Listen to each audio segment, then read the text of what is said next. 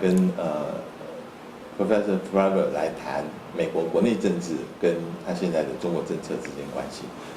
Professor Driver, we just heard a question on the U.S. priority that you have the IL issue over there in the Middle East. You have the Ukraine crisis going on, and how can the China or the China policy become the priority in the White House or the national security for them? And especially when you don't have enough resources committed in Asia, that other countries in Asia will think that your rebalancing is something that is not genuine and cannot get their, people worry that you are not fulfilling your promises. Right. Well, the first thing to note, of course, is that in American domestic politics, like in most other democratic countries, domestic issues and economic issues take precedence in our politics over foreign policy. And that's always true. It's probably been more true in the last several years because of the economic difficulties following the financial crisis. It's also true, as you say, that there have been a number of events in the last 2 years that have drawn the attention of the American public and U.S. decision makers away from Asia to the Middle East, back to Europe, the Ukraine.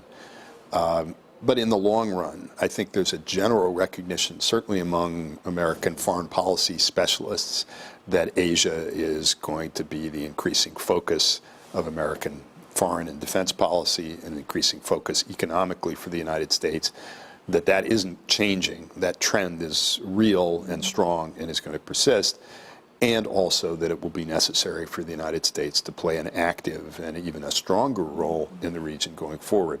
So there's, I think, a consensus on that, with a few exceptions of people who would like us to disengage from every place. But the question is more one of resources, as you mentioned.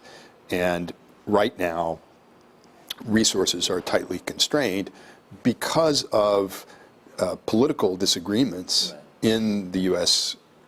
System about how to bring our budget more closely into balance to reduce the deficit and the national debt. And that's been an issue for some time.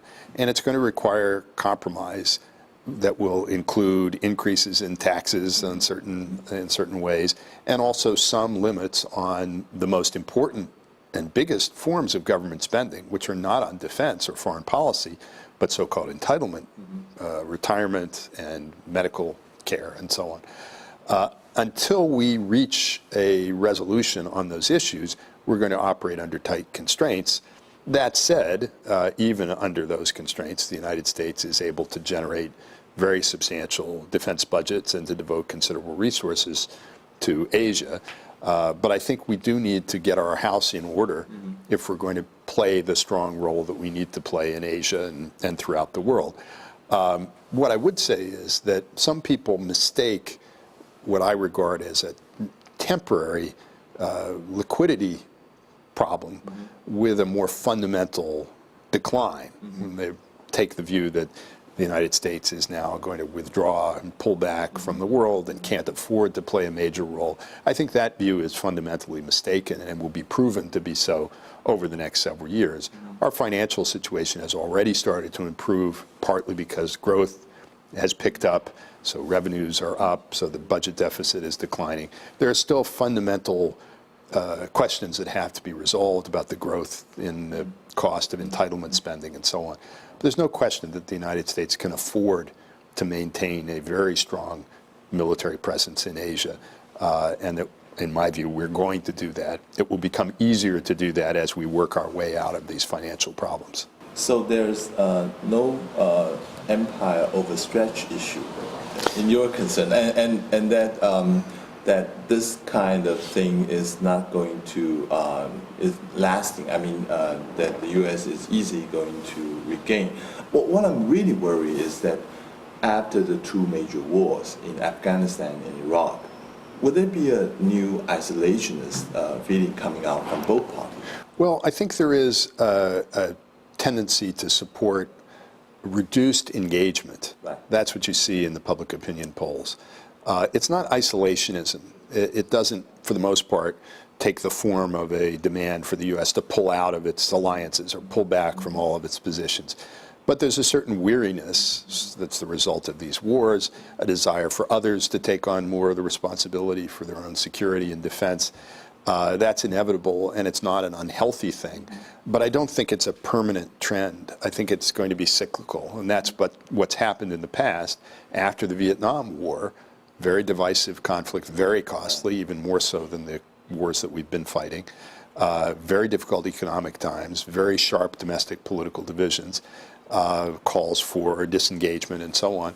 And yet, from the mid-1970s to the early 1980s, the United States turned around, increased defense spending, took a much more assertive posture towards the Soviet Union, and eventually won the Cold War. I think we may be going through a period that's like the early to mid-70s, and it may go on for some time. But remember, over the course of the Cold War, the United States spent on average 7% of its gross national product on defense every year. We're on track now to spend only 2%, which would be the lowest in the post-World War II period. We can certainly afford that, and we can afford more if we have to, and I think we probably do. So I've never really believed that we're overstretched, and I certainly don't think we are now, but we're tired, and we have these domestic differences that need to be worked out if we're going to regain our sense of purpose and energy and maintain our position in the world. But I'm confident that that's what's going to happen. You work for Mitt Romney campaign as a foreign policy advisor.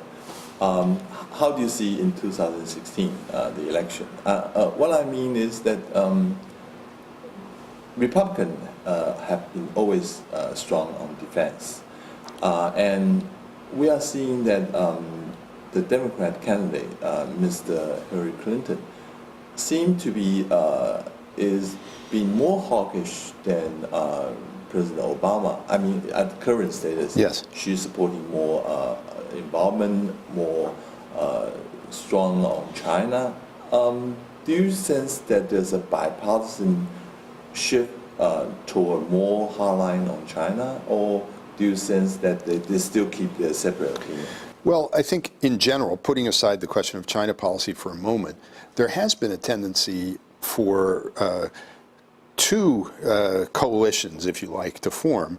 On the one hand, you have some people in the Democratic Party, not so much now in the current administration, but Secretary Clinton being one, who favor tough, forward-leaning U.S. foreign policy, tough policy on China.